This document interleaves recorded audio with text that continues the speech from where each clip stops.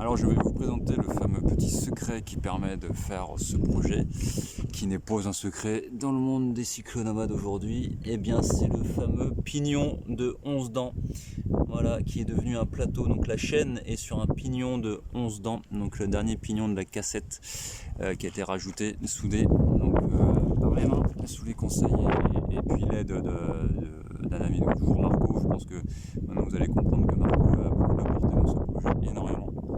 Et donc sans ce pignon qui est devenu plateau de 11 dents, sous les conseils d'un certain Michael aussi, à une certaine période de réflexion et d'expérimentation que Marco a pu faire, et bien voilà, on arrive à pouvoir tirer autant de kilos sur autant de distance et autant de dénivelé, grâce aussi derrière en fait à un pignon de 42 dents. Et on voit bien que c'est vraiment ara. Mais cela fonctionne sur des roues de 20 pouces, étant donné qu'il n'y a pas l'équilibre à gérer, eh bien c'est possible. Voilà, et je vais maintenant rentrer un peu plus dans le détail de la conception de cette Rosalotte. Donc cette Rosalotte est fabriquée en inox, on le voit ici. Là c'est du 10 mm par 10 mm, donc 1 cm par 1 cm, 1 mm d'épaisseur.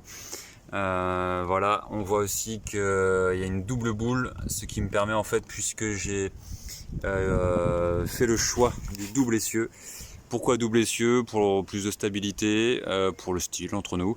Ça me fait bien sourire de voir une caravane aussi grande et derrière moi, derrière mon vélo.